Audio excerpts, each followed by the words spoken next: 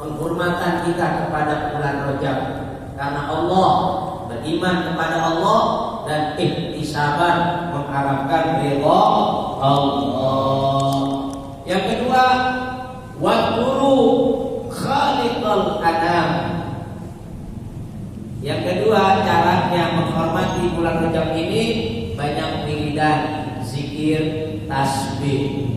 Makanya masuk bulan Rajab, kalau di masjid Keramat Luar Batang dari dulu, dari saya kecil sampai sekarang ini, alhamdulillah ba'da sholat maghrib selalu dibaca 70 kali Rabbighfirli warhamni, Rabbighfirli warhamni, Rabbighfirli warhamni.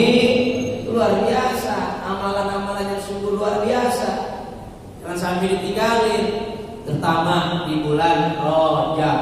70 kali Rabbighfirli warhamni wa tub alayya, ya Allah ampuni dosa-dosa saya, sayangi saya, terima taubat saya. Luar biasa tuh. Jangan ditinggalkan. Jangan ditinggalkan selama bulan Rajab. Banyak zikir, khalwah, berhadapan dengan Allah Subhanahu wa taala.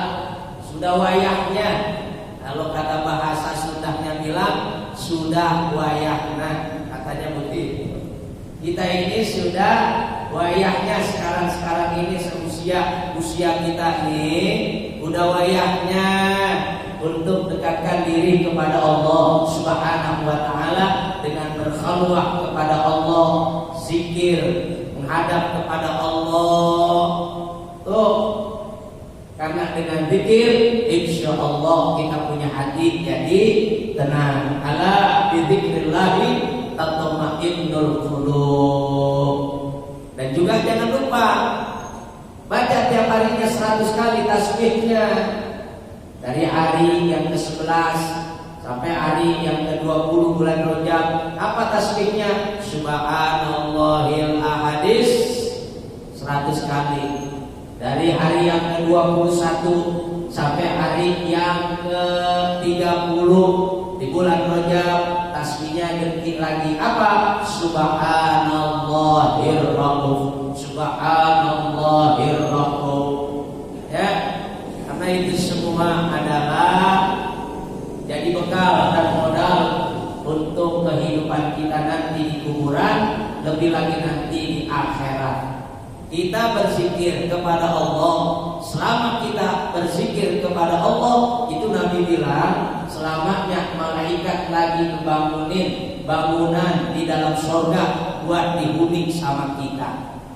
Ketika malaikat itu berhenti membangun bangunan di dalam surga, ditanya, kenapa kau berhenti? Kenapa enggak dilanjutkan pembangunannya? Karena orang tersebut telah berhenti zikir kepada Allah Subhanahu wa taala. Berhenti berzikir berarti berhenti itu malaikat ngebangun bangunan buat kita huni di dalam surga.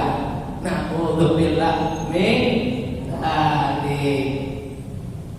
Bangunan yang megah, yang mewah, yang bagus, yang mantap, yang luar biasa. Ya, itu amat sangat layak dan harus itu adanya nanti di surga. Kalau di dunia biasa aja. Tapi kalau di surga mesti bagus, mesti megah, mesti wah, mesti indah, mesti luar biasa. Kenapa? Karena kehidupannya selama-lamanya. Begitu. Dari kekayaan di dunia tanggung, nyari kekayaan nanti di akhirat. Dengan cara apa? Banyak berzikir. Kedua, yang ketiga, cara menghormati bulan Rajab, kata Nabi, wan nadima ala ma salafa minal at'am.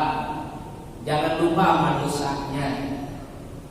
Jangan cuek sama dosa-dosanya yang kemarin-kemarin lalu. Perhatiin, jangan dimasak bodohkan. Perhatiin, inget-ingetin. Kita boleh lupain dosa orang lain, ya. Lupain dosa orang lain. Masa bodoh dengan yang namanya dosa-dosa orang lain, tapi jangan mengampunkan dosa-dosa yang sudah kita lakukan. Insya selama 3 amalan ini nih kita terapkan di bulan Rajab, maka nanti saat kematian kita dapat ketenangan. Begitu meninggal dunia bawa iman, selamat daripada gangguan setan ketika sekarang. Insya Allah. Yang pertama,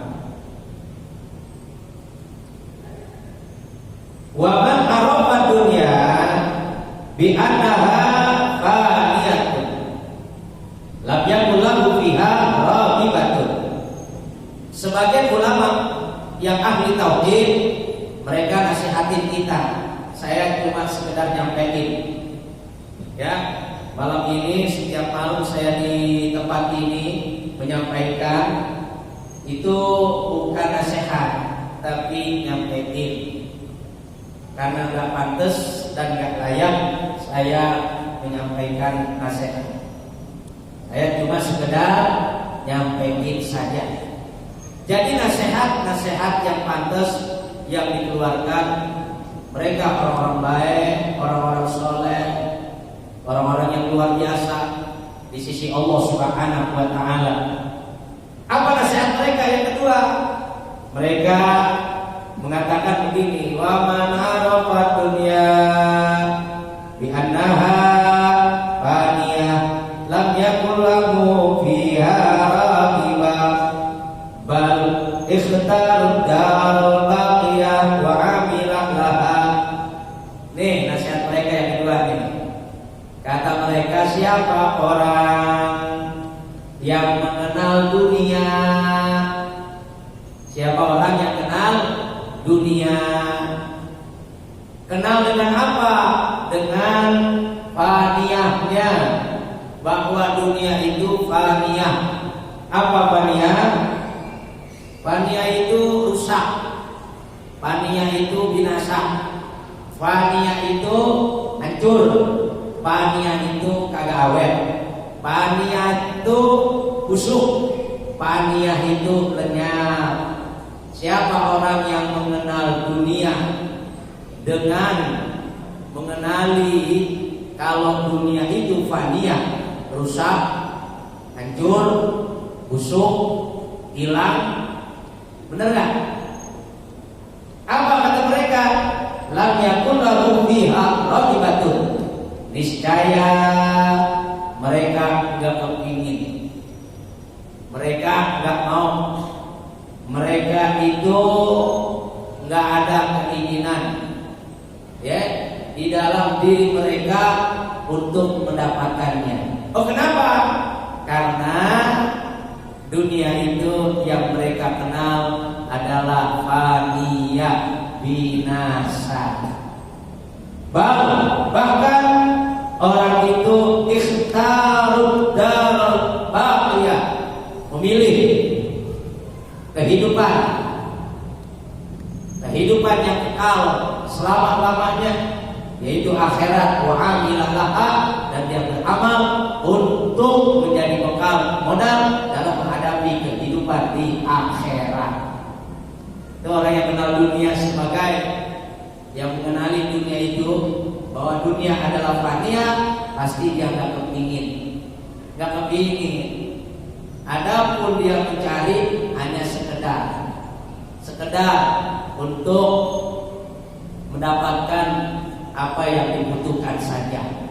Ya, selebihnya nggak pengen, kagak mau, karena dunia itu binasa.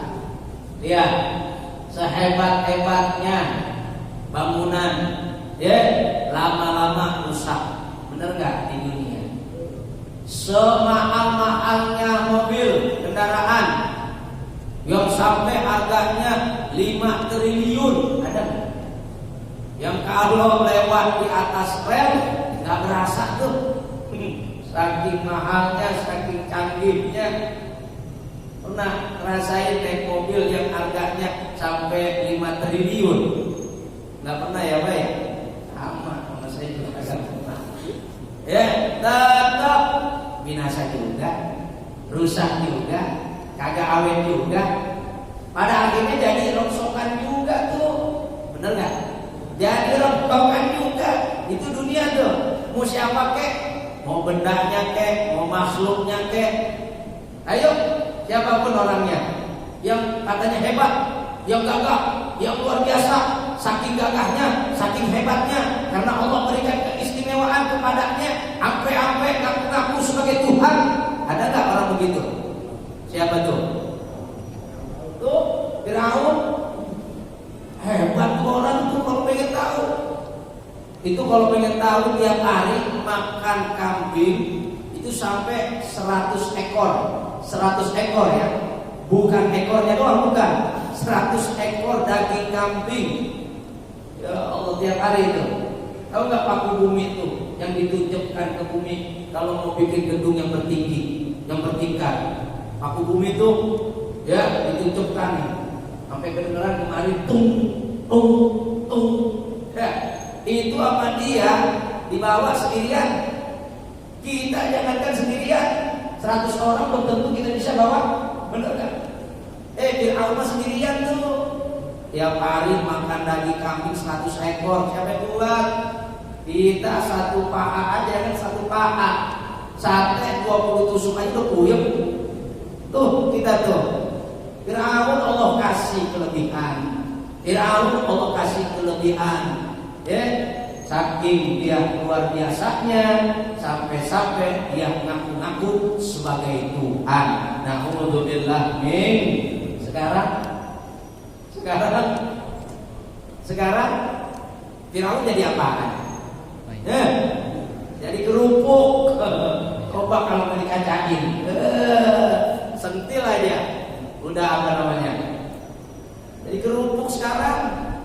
Lihat tuh, mau siapa kek? Namanya dunia fania, dunia binasa.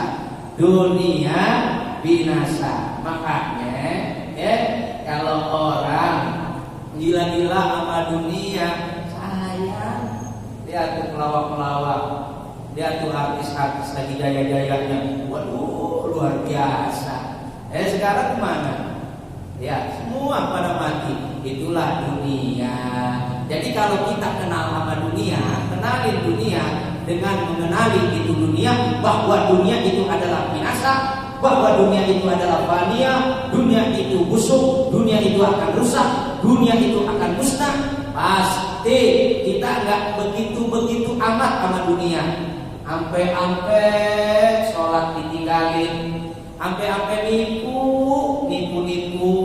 gara-gara pengen dunia. Ya Allah, curang-curangin timbangan gara-gara dunia, yang pada akhirnya lewat juga, rusak juga, busuk juga, hancur juga, mati juga sama dirinya juga. Na'udzubillah min dzalik. Jangan begitu amat sama dunia. Ya, siapa aja nggak begitu. Biasa-biasa aja udah, ya, biasa-biasa aja. Jangan kelewatan sama dunia. Bukan nggak boleh jadi orang kaya, boleh nggak jadi orang kaya? Boleh. Cari duit sebanyak-banyaknya boleh nggak? Boleh, tapi yang halal. Tapi jangan korbanin kewajiban. Jangan tinggalin pengajian. Itu maksudnya. Yang pada akhirnya dia bakalan meninggal dunia. Nah, itu nasihat ulama yang kedua. Sekarang nasihat ulama yang ahli ilmu tauhid, para wali, memberikan nasihat kepada kita. Wa man arafa adalallah ta'ala lam yataqaddam ilaihi al-khusumatu. Kata mereka, barang siapa orang yang mengenal keadilan Allah, mengenal keadilan Allah, siapa orang yang tahu kalau Allah itu adil, maka orang itu, kata mereka ini para wali, orang itu tidak akan mau bermusuh-musuhan. Orang itu gak mau bermusuh-musuhan. Kalau orang itu kenal Allah, dia gak mau musuh-musuhin orang. Karena orang bermusuhan itu, ya Allah, luar biasa. Nanti di akhirat diadilin. Dan kita tahu kalau Allah itu adalah Tuhan yang hakimun adilun, hakim yang adil. Kagak ada hakim nanti di akhirat, nggak ada. Malaikat nggak bisa jadi hakim. Yang hakim adalah Allah. Udah begitu, hakimnya adilun. Beda sama sekarang. Di dunia ini hakimnya pada adil apa kagak? Adil kagak? Yang nggak salah di penjara. Itu dunia tuh, gara-gara dunia. Sayang dia tertipu sama dunia. Gara-gara dunia, hukum dunia, tergila-gila sama dunia. Tuh, akhirnya Habibuna Al-Habib Muhammad Rizik di penjara, padahal kagak sah. Siapa yang memvonis sehingga jadi di penjara? Siapa? Hakim. Ini hakim apa kayak begini? Ini hakim gila dunia, hukum dunia. Jelas gak kira-kira? Gara-gara dunia tuh hakim yang adil nanti di akhirat yaitu Allah Subhanahu. Diadilin tuh. Kamu waktu hidup di kampung Keramat Luar Batak, musuhan yang sama tetangga ya? Ya, musuhan. Udah sekarang diadilin. Sini. Kamu pernah disakitin perasaannya? Iya. Pernah disakitin? Pernah. Padahal sering dia menjalankan ibadah orang yang nyakitin, sampai udah masuk ke dalam surga. Orang udah masuk ke dalam surga. Sampai dikeluarin lagi karena adilnya Allah. Mana dia orang yang suka nyakitin kamu? Itu dia yang ada di surga. Diambil lagi. Akhirnya pahalanya dikasihin dia. Kemudian dia punya dosa nih yang disakitin nih, itu dikasihin sama orang yang nyakitin. Na'udzubillah min dzalik. Itu adilnya Allah tuh. Makanya kalau orang kenal kalau Allah itu adil, dia nggak mau nyari-nyari musuh dan nggak mau bermusuhan sama siapapun orangnya. Nah, maka untuk itu hidup kita cuma dua di dunia, yaitu hablum minallah wa hablum minan nas. Itu aja target kita. Baik hubungan kita sama Allah, juga baik hubungan kita sesama manusia. Insyaallah karena waktu Isya sudah masuk, mudah-mudahan apa yang kita dengar bersama insyaallah bermanfaat. Al-Fatihah.